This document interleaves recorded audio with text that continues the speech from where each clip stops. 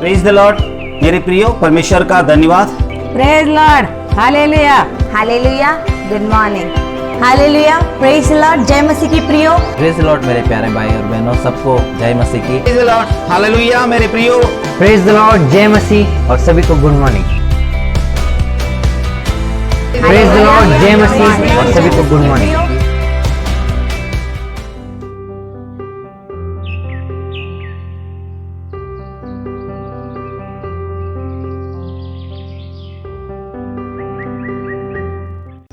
Hallelujah, good morning सबको। हम धन्यवाद देते हैं कि प्रभु यीशु मसीह ये सुंदर सा दिन हमको दिया और हमें ये दिन का शुरुआत करने के लिए मदद सहायता किया। तो आइए प्रियो, आज देखते हैं कि परमेश्वर हमसे क्या बात करना चाहता है और हमें क्या सिखाना चाहता है। तो आज का दिन का शुरुआत हम थोड़े अलग तरीके से करते हैं, एक स्टोरी के द्वारा करते। देखते हैं कि परमेश्वर इस स्टोरी से हमें क्या बताना चाहता है। तो ये स्टोरी इस तरह से मेरे प्यारे भाई और बहनों, एक छोटा सा सुंदर सा गाँव होता है। उस गांव में एक फैमिली होती है। वो फैमिली में माता पिता और बेटी तीन ही लोग रहते। अच्छा, एक हंसी खुशी फैमिली होता है उनका। एक दिन क्या हो जाता है कि पिताजी अपने काम पे चले जाते हैं और माँ अपनी बेटी को स्कूल को छोड़ने के लिए चली जाती है। जब वो स्कूल को छोड़ने के लिए जाती है, आते वक्त वो रास्ते में देखती है कि एक पेड़ के नीचे तीन बुजुर्ग लोग बैठे। बहुत धूप है, उनके पास कोई नहीं है, खाना नहीं है, पानी नहीं है, धूप में वो तीन लोग बैठे हैं। तो वो जाकर उन्हें पूछती है कि आप तीन लोग धूप में क्यों बैठे हैं, आप कौन हैं, कहाँ से आए करके पूछते। तब उनमें से एक कहता है कि हम दूसरे गांव से आए हैं और बैठे यहाँ पे विश्राम कर रहे हैं, कि यहाँ पे हम किसी को नहीं जानते। इस तरह से बताने के बाद वो उन्हें पूछते हैं कि आप सबका नाम क्या है कर। तब उनमें से एक कहता है कि उसका नाम प्रेम है, दूसरा कहता है कि बुद्धि है और तीसरा कहता है कि संपत्ति है। उसके बाद वो बोलते हैं कि चलिए मेरे घर पर चलिए, मैं आपको विश्राम करने के लिए जगह दूंगी और खाना पानी दूंगी। तब वो कहते हैं कि क्या आपके पति है घर पर? तो वो कहती है कि नहीं, अभी मेरे पति काम पर गए हैं। वो ऐसे बोलने के बाद वो तीनों कहते हैं कि हम अब नहीं आएंगे, शाम को जब आपके पति लौट कर घर आएंगे हम उस समय आपके घर में विश्राम करने और खाना खाने आएंगे। वो सुनकर वो औरत फिर लौटकर अपने घर चली जाती है। वो पूरे दिन बस यही सोचती रहती है कि वो तीन आदमी कौन है, बुजुर्ग है, धूप बहुत है, वो वहाँ पे अकेले बैठे। पूरे दिन वो जब सोचने के बाद शाम को जब उसकी बेटी और पति घर पर आते हैं तो तीनों लोग बैठे रहते हैं। तो ये सारी बातें जो पूरे दिन में हुई वो अपने पति को और बेटी के सामने कहती है कि इस तरह से मुझे रास्ते में तीन लोग मिले थे। उसके बाद उसके पति कहते हैं कि चलिए फिर हम जाकर उन्हें अपने घर लेकर आते, बुजुर्ग हैं, हम उन्हें खाना पानी देंगे, यहाँ पे विश्राम करेंगे कहकर वो उनके पास जाते हैं उनको घर लेकर आने के लिए। और वो कहते हैं कि फिर वो वहाँ उस जगह पे जाकर जब उनको मिलते हैं और कहते हैं कि आप हमारे घर पर आइए, तो वो कहते हैं कि हम तीनों नहीं आ सकते, केवल एक आ सकता है, तो आप हम में से चुनिए कि आपको किसको हमारे अपने साथ लेकर जाना है। जब वो ऐसे कहते हैं कि उसके पति और वो सोच विचार करते हैं कि ये कैसे होगा संभव, हम तो तीनों को लेने गए थे, एक को कैसे लेकर आए, ये तो सही नहीं होगा। ऐसे बोलकर वो विचार करने के लिए घर वापस जाते हैं मेरे प्यारे भाइयों। जब वो घर वापस जाते हैं तो तीनों लोग बैठ के इस बारे में सोचते हैं। सोचने के बाद उसके जो पति रहते हैं वो बोलते हैं कि हम ना संपत्ति को घर लाते हैं, क्योंकि संपत्ति यानी बहुत सारा पैसा, बहुत सारी चीज़ें आएंगी हमारे साथ। जब संपत्ति हमारे पास आएंगी तो हमें कोई कमी और घटी नहीं होगी, ऐसे उसके पति बोलते हैं। उसके बाद उसकी जो बीवी वाइफ होती है वो कहती है कि हम बुद्धि को घर लाते हैं।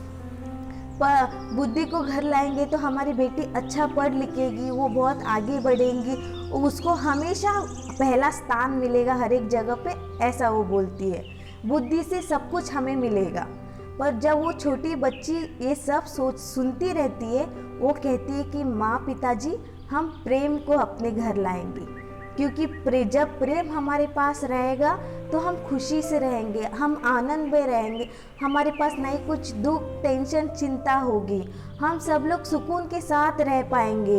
भले हमारे पास पैसा ना हो, हमारे पास थोड़ी बुद्धि कम हो, पर हमारे पास प्रेम होगा तो हमारे पास सब कुछ होगा।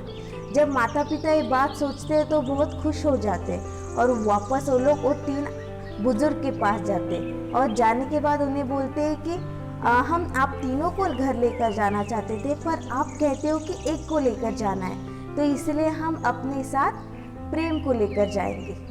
जब वो तीनों ये सोचते हैं तो वो भी बहुत खुश हो जाते हैं, और जब वो प्रेम को लेकर जाते रहते हैं ना मेरे प्यारे भाइयों और बहनों, उसके पीछे बुद्धि और संपत्ति दोनों अपने आप चलकर उनके घर चले जाते हैं।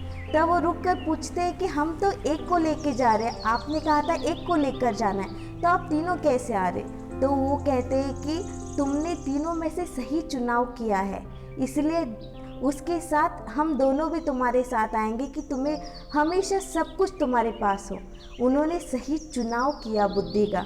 अपने समझ से वो जो छोटी बच्चे ने कहा उस पर उन्होंने नज़रअंदाज नहीं किया, परंतु उसको महत्व दिया और प्रेम को अपने साथ लाया। जब वो प्रेम का चुनाव किया तो उनके साथ बुद्धि और संपत्ति दोनों आए।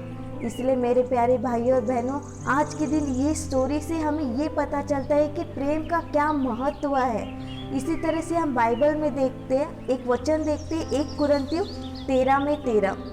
परमेश्वर हमसे क्या कहना चाहता है, तो हम पढ़ते हैं, पर अब विश्वास, आशा, प्रेम ये तीनों स्थायी है, पर इनमें से सबसे बड़ा प्रेम है। तो परमेश्वर भी हमसे ये कहता है कि सबसे बड़ा प्रेम है, सबसे महत्व हमें प्रेम को देना है। जब हम पहला महत्व प्रेम को देंगे तब सब कुछ हमारे जीवन में पूरा होगा, तब परमेश्वर हमें हर एक काम में आगे लेकर जाएगा। जब प्रेम हमारे पास रहेगा, प्रेम हमारे एक दूसरे में बना रहेगा, तब हमें कोई भी बात की कमी और घटी ना होगी मेरे प्यारे भाई और बहनों। उसी तरह से आज ये परमेश्वर हमसे बताना चाहता है कि हमें सही चुनाव करना आना चाहिए। सही जब हम चुनेंगे तब परमेश्वर हमें आशीष देगा और आशीष के साथ चलाएगा। इसलिए हम इस वचन को और इस बात को अपने ध्यान में रखते हैं कि हमें कभी भी तीर से होकर सोचना है हर एक बात पे, और हमेशा चुनाव करना है सही चीज़ का। जिस तरह से वो छोटी बच्ची ने प्रेम का चुनाव किया और उसके बदले उन्हें संपत्ति और बुद्धि दोनों मिले।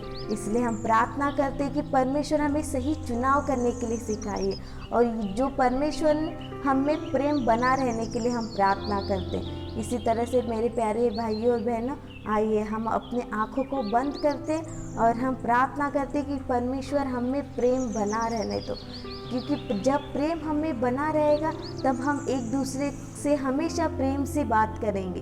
भले सामने वाला कितना भी गुस्से में रहने दो, क्रोध में रहने दो, तुमसे नफरत करता रहने दो, जब तुम प्रेम से उससे बात करोगे तो उसका गुस्सा नफरत भी प्रेम में बदल जाएगा। इसलिए बोलते हैं ना मेरे प्यारे भाइयों और बहनों कि हमें हमारा अच्छा ही हमेशा पकड़ के रखना है, और जब हम ऐसे करेंगे तब परमेश्वर हमें आशीष देगा।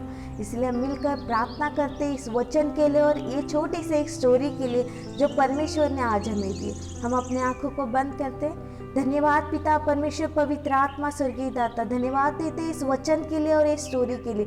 पिता, इसमें से जो आप हमें सिखाना चाहते हो पिता, आपने वो हमें सिखाया, इसलिए हम धन्यवाद देते। पिता, हमें सही चुनाव करने के लिए मार्गदर्शन कीजिए पिता, आपका प्रेम हमें बना रहने दो पिता। इसलिए हम प्रार्थना विनंती करते हैं, आपका प्रेम हमें बना रहेगा तो हम हर एक समस्या से बाहर निकल पाएंगे, हर एक समस्या से हम जयवंत हो पाएंगे, हर एक समस्या हमारे सामने छोटी लगेंगी। पिता, हमारे में प्रेम बना रहने दो पिता, और हमें हमारे जीवन में सही मार्गदर्शन और सही चुनाव करने के लिए मदद सहायता कीजिए पिता। धन्यवाद पिता। ये वीडियो देखने वाले हर एक भाई बहनों पे आपका आशीष बना रहने दो पिता, उनके साथ आप रुकिए और उन्हें मदद सहायता कीजिए पिता। Thank you Lord, thank you Jesus, hallelujah, amen.